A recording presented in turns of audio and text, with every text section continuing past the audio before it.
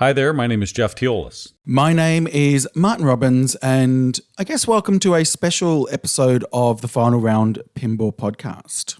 Yeah, kind of no fanfare, no shenanigans, no joking. This is obviously the time for us to reflect on the life of Lyman Sheets. And in fact, we tried to record this a few weeks ago and just really couldn't.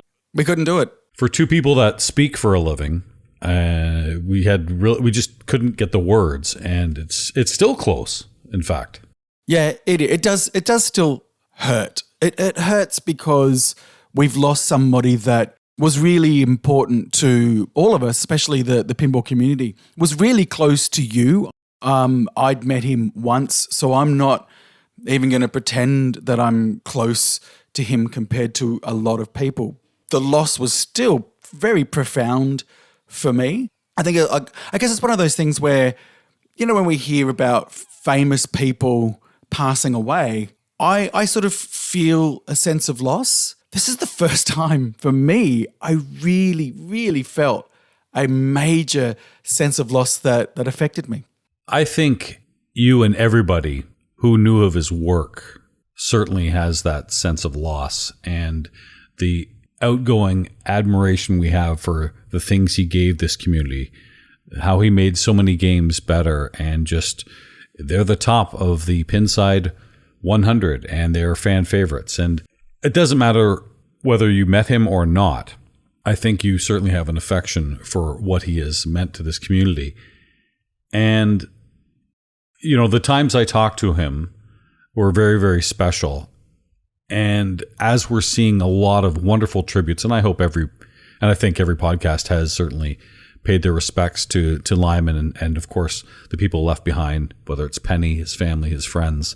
And those are the people really we should be focusing on right now. But as we remember the life of Lyman, I can only think of really two people that are genuinely loved throughout the entire pinball community. And I mean loved. Like, you can't find a bad word about Lyman Sheets. And the other would be, of course, Roger Sharp, who was very close to Lyman. And for those of us that watched the funeral service, I choked up. I was crying when I saw how difficult it was for Roger and other people, of course, Penny and Mike Vinokur and some of his family and friends. When they spoke, it was just it tugged at the heartstrings, and his loss is going to be felt for a long time. Marty, I think you and I have both dealt with people with mental illness and the ultimate in suicide. Yeah. I don't know what you were thinking when you found out what happened.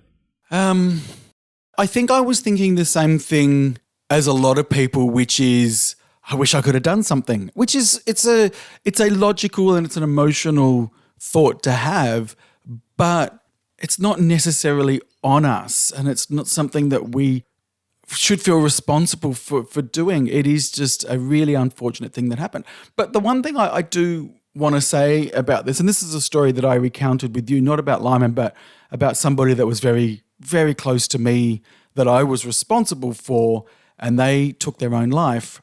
And that's what I want to say to people, because, often people say, if you're feeling something, just reach out and talk. I want to take that a bit further, because yes, talking is great. But when you're offering somebody that, say, give me a call to talk because there's probably something I can do to help you. Talking is one thing, but also giving people the sense that you can actually do something to make their life better and move them away from that point, I think is a better way to approach it.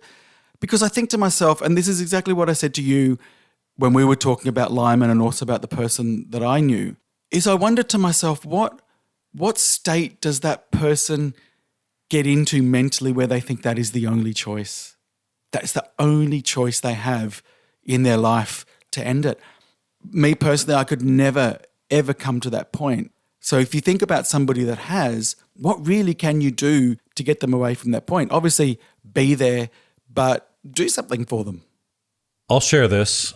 In my youth, 16, 17, somewhere around there, I felt it. I felt this was my last day, and I was living in Toronto, and I thought, I'm going to just step in front of that subway today and just end whatever pain I thought I had at the time. I can say this like it's a different person now because I'm not that person anymore. And it's been 35 years since I felt anything remotely like that. But, as I reflect of feeling down and depressed and thinking, when am I going to wake up and this is going to get better? Someone saved my life. And it was talking to someone. It was. And I still use this practice today, and I've never even been close to that, but it is a good reminder.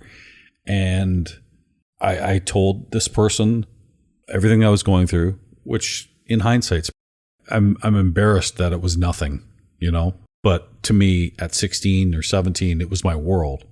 And they said, boy, you think everything's down. Well, there's a couple ways to look at it. One, if you think this is the bottom, doesn't that mean everything else gets better?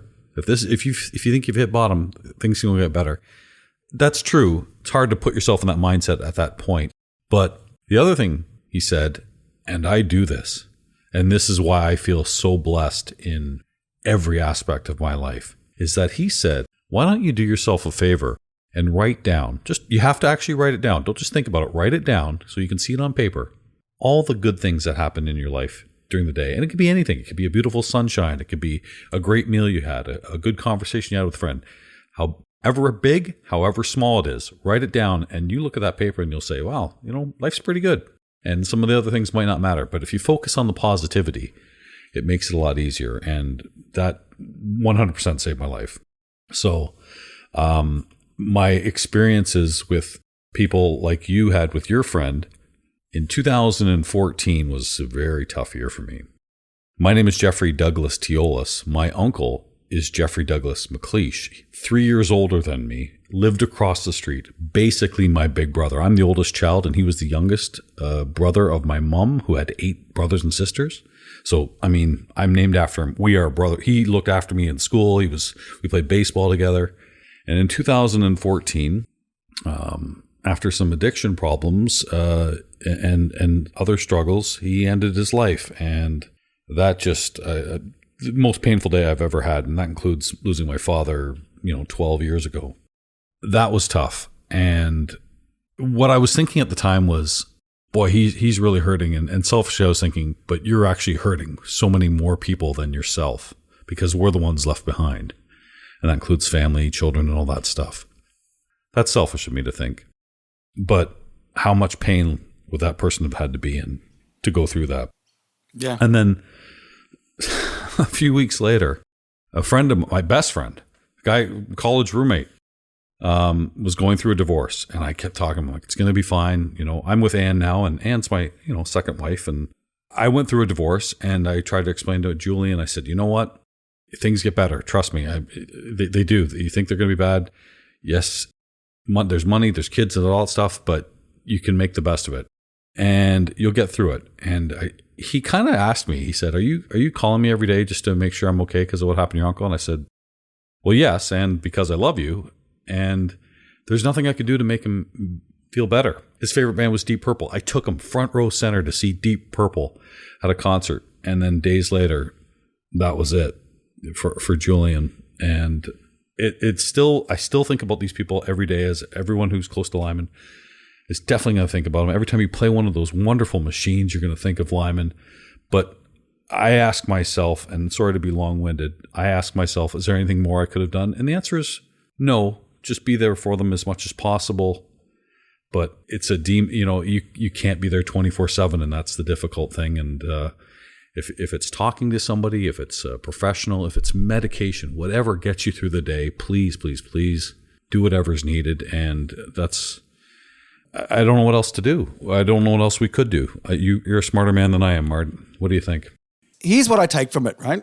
So a lot of people were affected by it, right? This is the most confronting, I think, that I've seen the pinball community have to go through, right? So, and for those people saying, what could I have done? The answer really is you're not trained really to do anything, but you can just be there for people like you said. So I think really the takeout from this is we are now much more aware of mental illness and the impact of it. Because I think for a lot of people, you hear about it, but you don't really know about it. Well, now we know about it. So I think the best thing that you can do right now is keep being more aware about mental illness and about what people go through, so you are better equipped for people that are going through it. Because I know certainly in pinball community here, and also just in my circle of friends, there are some people that I know that are suffering from mental illness, and a lot of people just don't know how to deal with it, so they avoid it. So I think really the best thing that we can do right now is just keep learning, keep understanding. So if the situation arises, you can do something about it rather than avoiding it. That's my suggestion. Yeah, I want to learn more about what are some of the signs. Yeah. There are obvious ones, whether it's health issues, financial issues, marital issues, things like that. I mean, you can see when people are struggling or have some depression, but I didn't see it with someone like Lyman. I wasn't as close to him as others. But you kind of look back and you see whether it was the head-to-head interview, whether it was Slam Tilt, whether it was me talking to him on Pinball Profile, whatever it was, when you hear some of these interviews and you compliment him, and it seemed like there was a difficulty in him accepting those compliments because he really reflected on the things he would have liked to do better. And it's a shame because, my God, he just made masterpiece after masterpiece. Yep. No doubt. And this is the double-edged sword, because I think a lot of people looked at it and went, oh, you know what? He's so hard on himself because he's a perfectionist. And if you look at the games that come out, they're pretty perfect. Yeah. And you look at it and you go, wow, that's just Lyman. You don't realize that the struggle to get there is probably way more of an impact on him overall than we ever thought. We joked about how long it took for the code to come out. We thought, well, that's the perfectionist in him. But really, he knew his name was on it, and he wanted the absolute best. And the funny thing is, really, his 60% is better than everyone else. I'm not slagging anyone in the business right now, but really, there was Lyman, and there was everyone else. And there are some great coders out there. We're going to see some people. You're doing it. I mean, I can only imagine you and others have been inspired by, okay, that is the bar that has been set. And that's where we're going to try to get to. And maybe some of us will. But wow, what a great guidance. What a great leader and someone who can show us this is what is possible in pinball. Yeah, I mean, just thank you for adding additional pressure, not to make light of it. But what I do think of it is, how can you write a set of rules that just has that magic, that X factor that he brought to it? And yeah, I would say that he's my favorite coder. I would also say that there are other coders that are on that same level, but for different reasons. But the thing that he did was he made something really complicated, really accessible, whilst making it really complicated for those people that like complicated rule sets, if that makes sense. You have a list of his games, and let's talk about what the code really did to those games.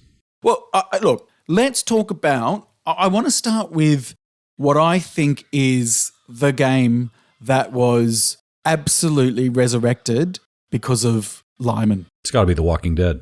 It's got to be The Walking Dead. It really is that quintessential example of the Lyman sprinkling his magic on something. Because if I think back to when I first played The Walking Dead, I remember it was Pinfest in Newcastle. AMD had brought one down, which was nice of them. And I played it and I just didn't like it. I then played it in a tournament. I came second, thank you, state championships. And I really didn't like it. And then when Lyman got a hold of it, it's not like he really changed the rules, the fundamental rules that much. The framework was still the same. Somehow it became enjoyable. How did he do that, Jeff? I never played the old code, so I've only ever played what is the masterpiece, which is one of my favorite games, but everyone talks about how it was just resurrected. So I don't know what that old code was like. Okay, well, so what he really did was he made, because it wasn't just about the rules framework, it was how the game communicated to you. That is the most important thing that I feel that I'm trying to do with my code is how does the game make you feel? How does it communicate to you? How does it tell you what to do, either by sounds or light shows or visuals on the DMD, which is what what Walking Dead had, obviously at the time. We've gone to LCD since. That's what he was able to do, but he didn't make things too obvious and he didn't make them too obscure.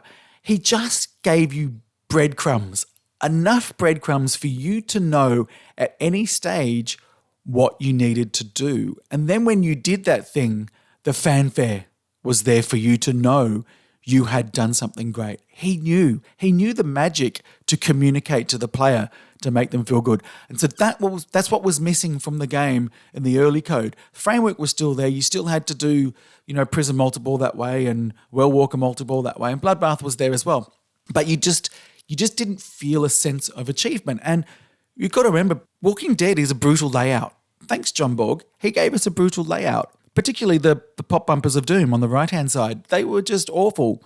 But so that's what I meant. You had a tough layout with a rule set that wasn't so enjoyable.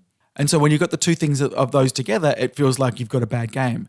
When you then have a game that tells you how to navigate a difficult playfield better, that's what makes the magic happen. I remember listening on the head-to-head interview, which I loved. It really made me feel good to listen to that after Lyman passed, just to hear him laugh. And as the show went on, by the way, it's something to hear him really loosening up. I felt there was always something guarded about him talking about code or certainly any kind of new designs. But by the end of that episode, I mean, he was, you guys were just peas in a pod. It was wonderful. But he did talk about exactly what you were describing in letting the player know something is happening. And he talked about not so much looking up at the DMD or now LCD displays, but just on the playfield. Is there something to let you know this is what's needed? This is what you should be going for. Wow, you've just done something. And he even mentioned, it would have been nice to have maybe another insert here and there for certain things, but that's where lights and sounds kind of come in to direct the player. And you're right. You're absolutely right. And yeah, there were the Easter eggs in there. Another game we can talk about is Metallica, which to me is still to this day, and maybe Godzilla will pass it one day, but Metallica is still the standard for me as the best Stern machine ever made. And it's... I think that, don't you? Well, I think we've talked... it still is... And I don't own it. I still think it's the best game. I can't find a flaw in that game. And that is really a lot to do with Lyman's code. Even though I whine and complain, like, how do you add a ball? Yeah, you do. We now know, but that's kind of the Easter egg there. That's kind of finding things out. And he does let you know, sure, you hit the picks. They're flashing when you're multi-ball. And then the snake flashes when you've hit all four. So that tells you something's going on there. And then you hit it and you find out what it is. So here's the interesting thing. So we have a lot of conversations internally at Haggis about rules and design and all that kind of stuff. And here's what I've said a number of times is if you give somebody something easily, then they have it. I know that sounds so basic. But if you put something just slightly out of reach, then you create desire. Okay? So your thoughts about, well, I wish they could make add a ball so much easier. You make it easy, therefore you get it, therefore you lose the desire. Easier to find out, though. I'm talking about easier to find out, not easier to get. No, same thing. Oh, yeah, you're right. Same thing, because if you, as a player, work something out, how good do you feel when you yourself discover that yourself as opposed to just being told? It's one thing to be able to do something, but when you discover that thing that you need to do yourself, you feel massively rewarded. And the purpose of pinball, oh my God, here it is, right? The purpose of pinball is to play one more game. That is the absolute goal of pinball, is to make you want to play it more. So if you give somebody everything they need, why would they need to play it again? It's kind of like watching a movie and knowing what the ending is. Yep. So, a pinball is a story and you want to find out what's going on. And you might have to go back a chapter just to figure out what happened there, or maybe figure out who the characters are or where this is going. And then you progress. You're right. Yeah, it's like what a Stern, Stern, how they've now put in those challenge modes, like Jurassic Park has Escape Nublar. What they do is they give you a mode that you're not likely to see all the time, but it's just slightly out of reach. But they don't give you the final wizard mode. They don't do that because they don't want to give you that thing that will stop you desiring to get to that thing.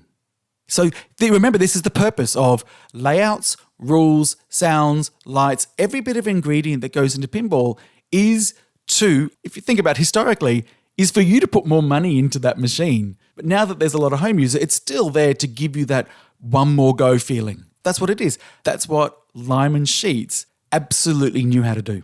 Give me 2 more games that stand out for you for Lyman for really shaping it. For me, one of them still, I know it seems simple and I don't know. Maybe it is the simplicity that I love. I'm a huge Monster Bash fan. I know we can talk about AFM and Medieval Madness, but there's something about Monster Bash that's just fun. Is it the deepest code ever? No, but he makes it fun. No, it is absolutely fun. And remember, with Monster Bash, again, it's because the game is giving you sensations back to tell you that you're having fun.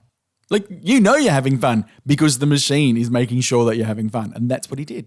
You know how I feel about Elvira House of Horrors. I find it one of the easiest layouts ever, but do I admit it's a great game? Yes. Why?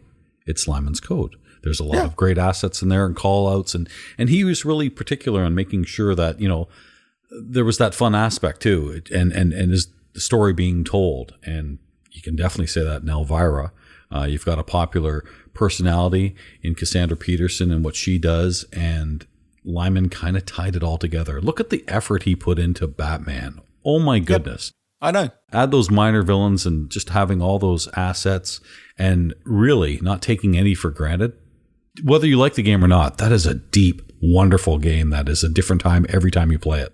Okay. Funny you should mention that because if you think about Elvira and Batman, I kind of put those together in they're the really complicated but accessible games that Lyman did. But let me tell you what I believe to be the first time he ever demonstrated us, or figuratively said to us, I'm giving you a complicated rule set, but I'm going to make sure that you understand how to get through this complicated rule set. What do you reckon it was? What do you think? I think it was the first game that demonstrated that. I don't know. Iron Man, maybe. AC/DC. Oh, okay. Think about it. It's a long game, and it's fairly like the standard of complexity has gone up since then. But think about that game when it came out. It was kind of next level when it came to a rule set. Yeah, and that was Lyman. And he still wasn't happy with it. Ridiculous. My first new in-box game, which I got I think in 2015. That isn't leaving my house. I'm telling you right now. I've modded it up, and 7 years later, I still play it to this day, still enjoy it, and 100% it's Lyman's code. But, the ones everyone talks about are AFM, Attack from Mars, and Medieval Madness, which I think, if I look back into my arcade days, I have put more money into those machines than any other games combined. Why? Something kept bringing you back. There was fun. You knew what to do. You knew how to progress. It wasn't easy. It got harder as it went on, but the rewards were it just felt good to blow up the spaceship, to blow up the castle. And it's not a coincidence that the first 3 games Chicago Gaming Company remade were Lyman games. Yeah, and that's interesting because, a lot of people put it down to Brian Eddy, saying, it's a Brian Eddy game, therefore that's why they're successful. And you know what? They are Brian Eddy games. Like, we always talk about whoever designed the layout is the designer. But we're talking about it now. Really, the coder or the person that comes up with the rules framework or actually codes the game, I think probably needs to have a greater level of responsibility or kudos that it's given to the game. And you're right. Lyman is also what made those games great. Last thing I'd say about coding too is when Cactus Canyon Revisited, I guess they call it now, the new one that's come out, you're going to be able to buy an additional code. We've heard from Josh that there will be that Josh Lyman, even after his passing, there'll still be that code will be available. A lot of things were already put in place. So I think that's, I didn't like the model of how they sold it. I wish it came with the game, but I'll tell you this. Everyone who owns a Cactus Canyon game is going to be buying that code. You're going to want Lyman's last code. Of course. Yeah. You need it. You need it in your life because it's his legacy now. It helped that he was such an incredible player too. We talk about him being a coder, but there are only 5 people in the world that have ever won 2 different majors. You know, there are people that have won the IFPA championship or Pinburg or Papa or the EPC, but only 5 of them have won more than one. And of course, now there's the Open.